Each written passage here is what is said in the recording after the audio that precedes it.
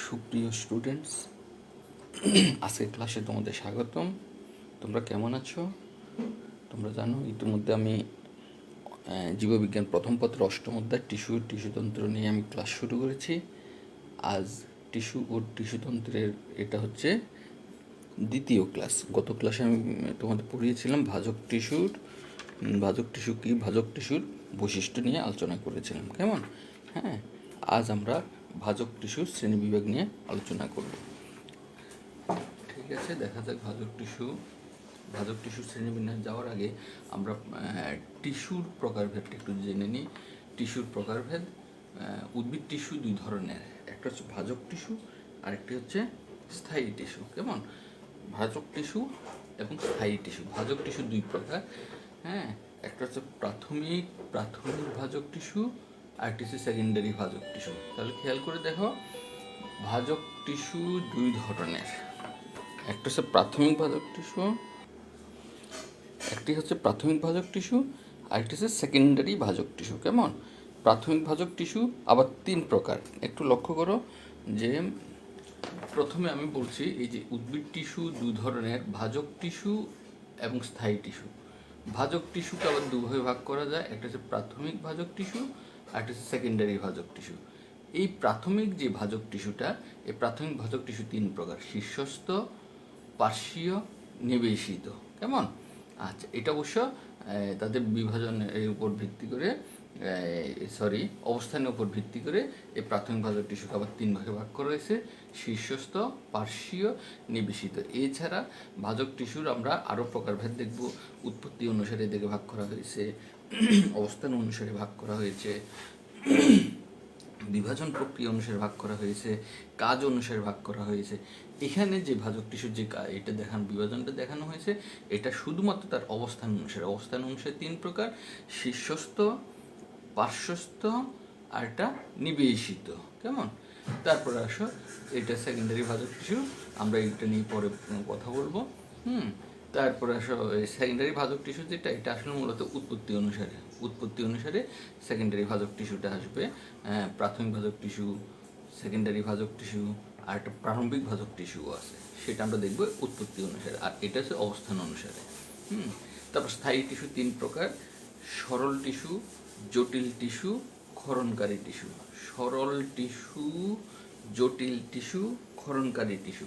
সরল টিস্যু আবার তিন প্রকার: প্যারেনকাইমা, কোলেনকাইমা, স্ক্লেরেনকাইমা। খেয়াল করেছো? Parenchyma, collenchyma, sclerenchyma. এই স্ক্লেরেনকাইমাকে আবার দুই ভাগে ভাগ করা হয়েছে, একটা হচ্ছে স্ক্লেরেনকাইমা তন্তু, আর একটা হচ্ছে স্ক্লেরাইড। খেয়াল করে দেখো, তাহলে এই যে স্ক্লেরেনকাইমা যেটা, সেটাকে আমরা বলছি দুই প্রকার: স্ক্লেরেনকাইমা তন্তু এবং স্ক্লেরাইড। আর প্যারেনকাইমা যেটা, একটু লক্ষ্য করো, এই যে প্যারেনকাইমাটা আবার চার প্রকার আছে। হ্যাঁ, চার প্রকারের মধ্যে এখানে আমি আর বর্ণনায় আসিনি, আসলে স্লাইডে জায়গা হচ্ছিল না। চার প্রকার তোমরা একটু খেয়াল করে দেখো। প্যারেনকাইমা কোষ চার প্রকার কি: ইডিওব্লাস্ট হচ্ছে যে এইগুলো হচ্ছে বর্জ্য পদার্থ সমন্বিত কোষ। ইডিওব্লাস্ট, প্যারেনকাইমা চার প্রকার: ইডিওব্লাস্ট, ক্লোরেনকাইমা, অ্যারেনকাইমা এবং স্টিলেট প্যারেনকাইমা। ইডিওব্লাস্ট হচ্ছে বর্জ্য পদার্থ সমন্বিত কোষ। অনেক সময় এমসিকিউতে থাকে, বর্জ্য পদার্থ সমন্বিত কোষ কোনটি? ইডিওব্লাস্ট যেমন ধরো কোথায় পাওয়া যায় জানো? কচু পাতার রেফাইড যুক্ত কোষ আর বট পাতার সিস্টোলিত যুক্ত লিথোসিস্ট কোষ। বট পাতার সিস্টোলিত যুক্ত লিথোসিস্ট কোষ, কচু পাতার রেফাইড যুক্ত কোষ, এখানে ইডিওব্লাস্ট পাওয়া যায়। এরপর ক্লোরেনকাইমাটা হচ্ছে প্যারেনকাইমা চার প্রকার: ইডিওব্লাস্ট, ক্লোরেনকাইমা হচ্ছে আসলে এগুলো হচ্ছে ক্লোরোপ্লাস্ট যুক্ত কোষ। হ্যাঁ, এখানে লিখি নাই আমি, ক্লোরোপ্লাস্ট যুক্ত কোষ। এটা পাতার মেসোফিল কোষ, পেলিসেড ও স্পঞ্জি প্যারেনকাইমা কোষে পাওয়া যায়। পাতার মেসোফিল কোষ, পেলিসেড এবং স্পঞ্জি প্যারেনকাইমাতে পাওয়া যায়। আর একটা হচ্ছে অ্যারেনকাইমা কোনটা? যে বায়ু গহ্বরযুক্ত কোষ যেটা, এটা হচ্ছে অ্যারেনকাইমা। যেমন কচুরিপানা, তারপরে এইসব পদ্ম পাতার গোড়া যে কোষ থাকে বা বৃন্তে যে কোষ থাকে, সেটা হচ্ছে অ্যারেনকাইমা। আর স্টিলেট প্যারেনকাইমা হচ্ছে এই কোষগুলো হচ্ছে তারকাকৃতির। স্টিলেট প্যারেনকাইমা কোথায় পাওয়া যায়? সর্বজয়া, কলা গাছের পাতা স্টিল প্যারেনকাইমা পাওয়া যায়। কেমন? তাহলে এই প্যারেনকাইমা সম্পর্কে বললাম, কোলেনকাইমা, আর একটা হচ্ছে যে স্ক্লেরেনকাইমা। স্ক্লেরেনকাইমা দুই প্রকার, স্ক্লেরেনকাইমা তন্তু এবং স্ক্লেরাইড। এরপর দেখো জটিল টিস্যু। এই যে জটিল টিস্যু, এই জটিল টিস্যুকে আবার আমরা দুইভাবে ভাগ করবো, একটা হচ্ছে জাইলেম আর একটা ফ্লোয়েম। জাইলেমের উপাদান 4টি: tracheid, trachea, xylem parenchyma, xylem fibre. আর ফ্লোয়েমের ক্ষেত্রে সিবনল, সঙ্গীকোষ, ফ্লোয়েম প্যারেনকাইমা, ফ্লোয়েম তন্তু। ঠিক আছে? এরপর আসো ক্ষরণকারী টিস্যু। ক্ষরণকারী টিস্যু আবার দুই ধরনের, একটা হচ্ছে গ্রন্থি টিস্যু আর একটা তরুক্ষিত টিস্যু।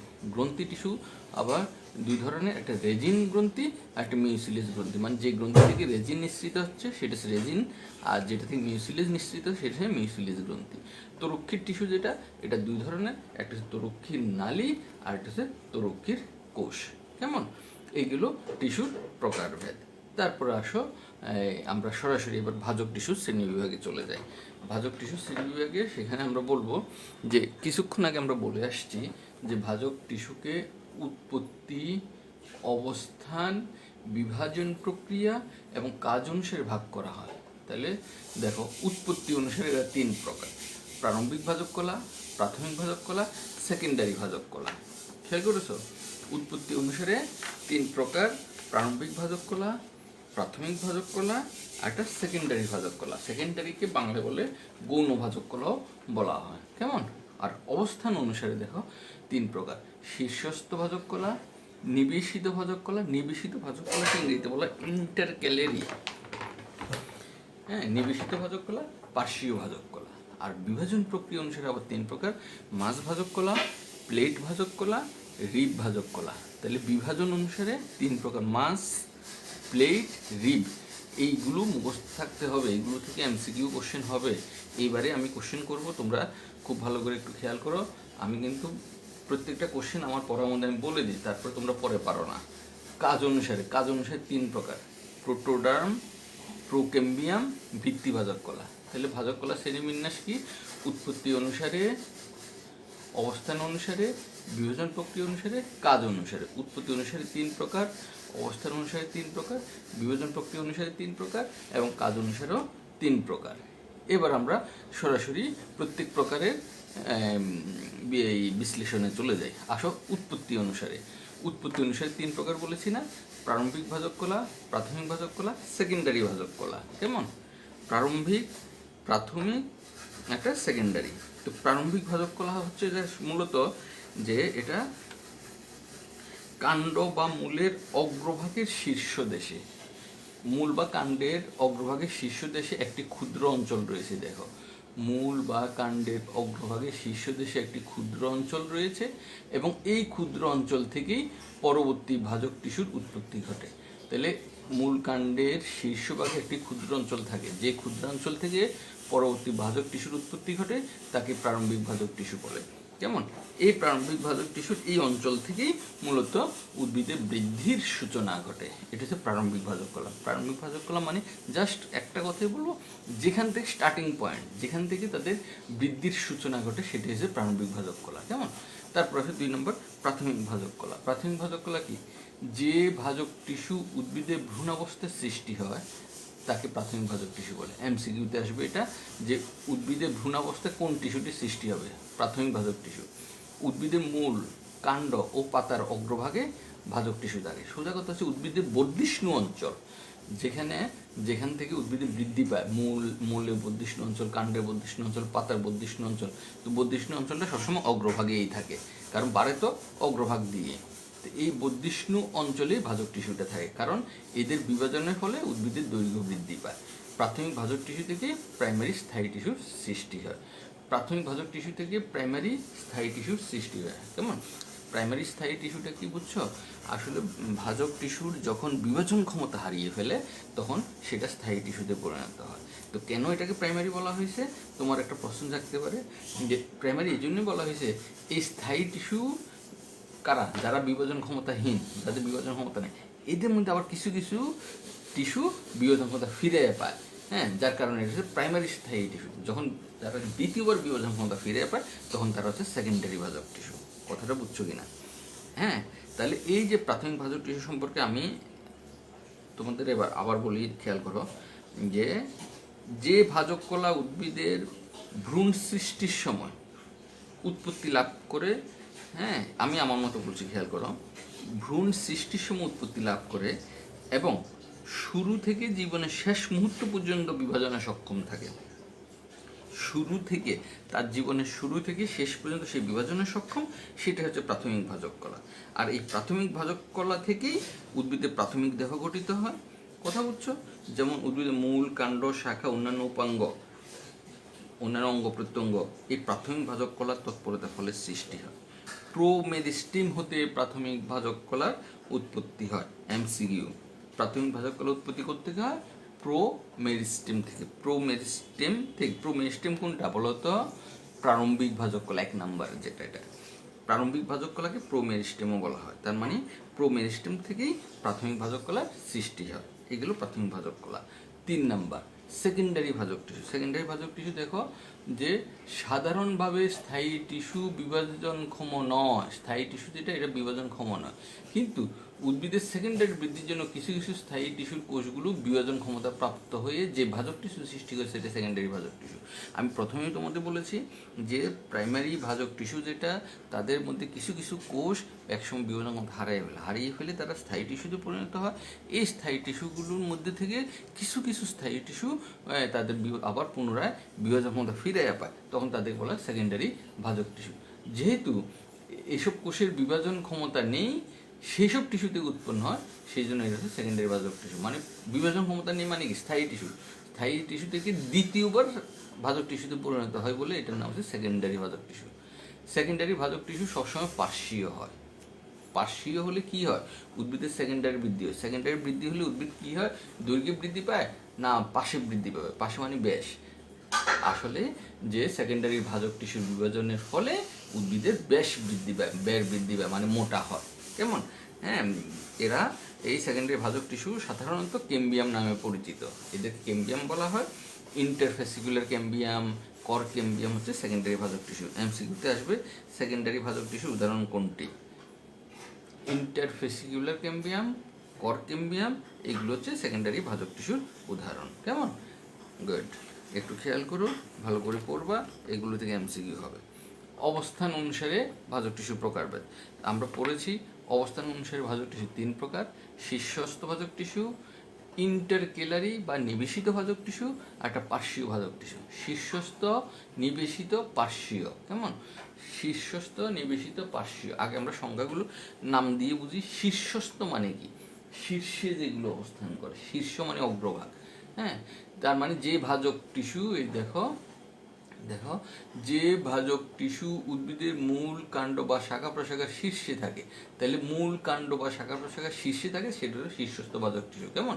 এদেরকে প্রাইমারি টিস্যু, এরা প্রাইমারি টিস্যু, এদেরকে আদি ভাজক টিস্যু বলা হয়। আদি ভাজক টিস্যু মানে প্রোমেরিস্টেম। কেমন? শীর্ষস্থ আছে প্রোমেরিস্টেম। শীর্ষস্থ একটা খেয়াল করবা যে শীর্ষস্থ ভাজক কলায় প্রোমেরিস্টেম বিদ্যমান থাকে, এটা মোস্ট ইম্পর্টেন্ট কথা। এরপরে যে ইন্টারকেলারি বা নিবেশিত ভাজক কলা, এতে কিন্তু প্রোমেরিস্টেম থাকে না। তাহলে শীর্ষস্থ ভাজক কলা আর নিবেশিত ভাজক কলার মধ্যে এটা হচ্ছে প্রধান পার্থক্য, যে এই শীর্ষস্থ ভাজক কলাতে তোমার প্রোমেরিস্টেম থাকে, এটাতে প্রোমেরিস্টেম থাকে না। প্রোমেরিস্টেম কোনটাকে বলা হচ্ছে?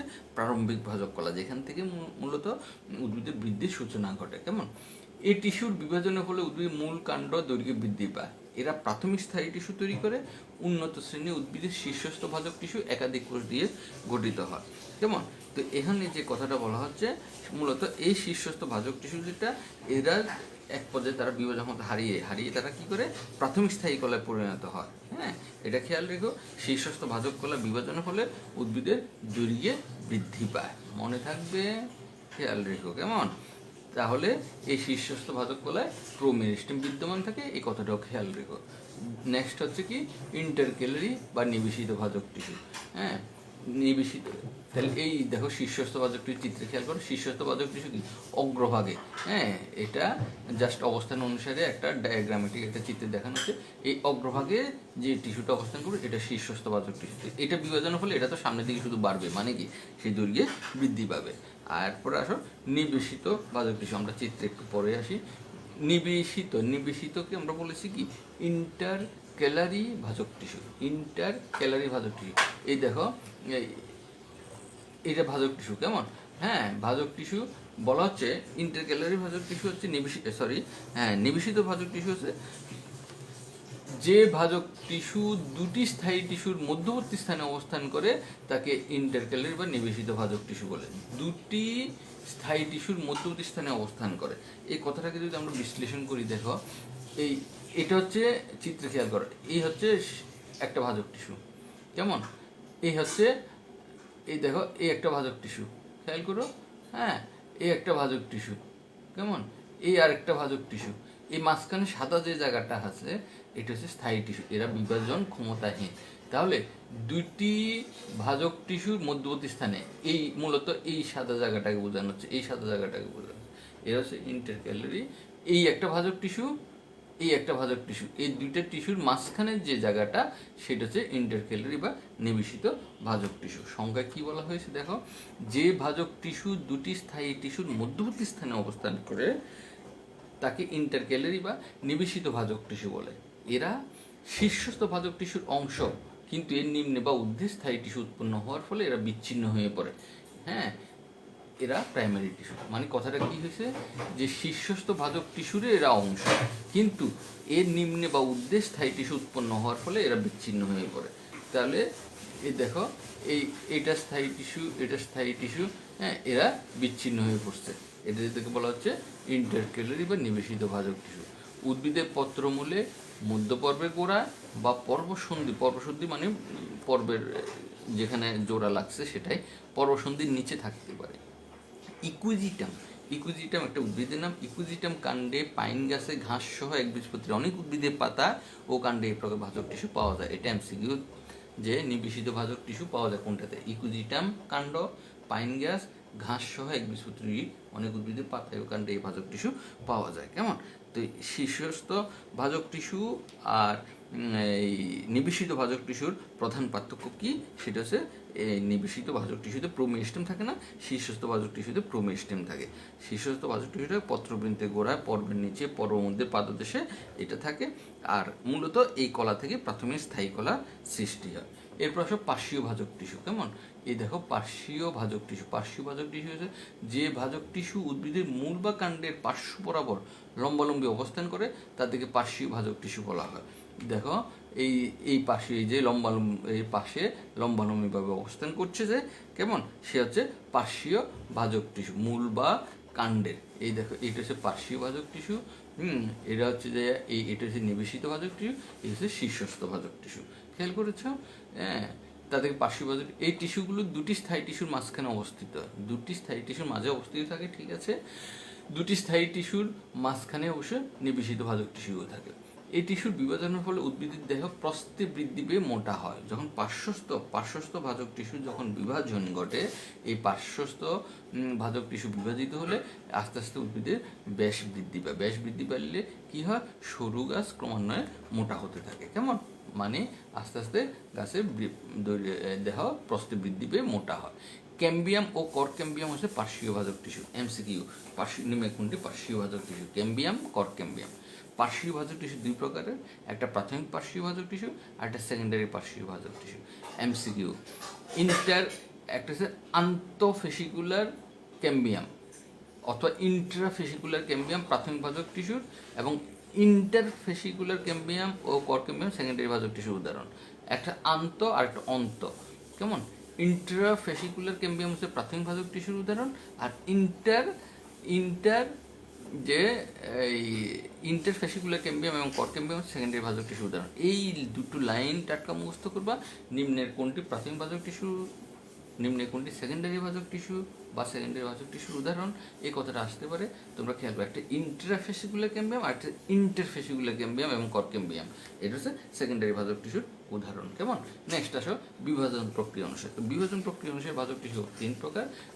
মাস ভাজক টিস্যু, রিব ভাজক টিস্যু, প্লেট ভাজক টিস্যু। মাস, রিব, প্লেট। মাস হচ্ছে যে টিস্যুর কোষগুলো মূলত মাস, এক কথা আমি বলবো স্তূপ মানে কি?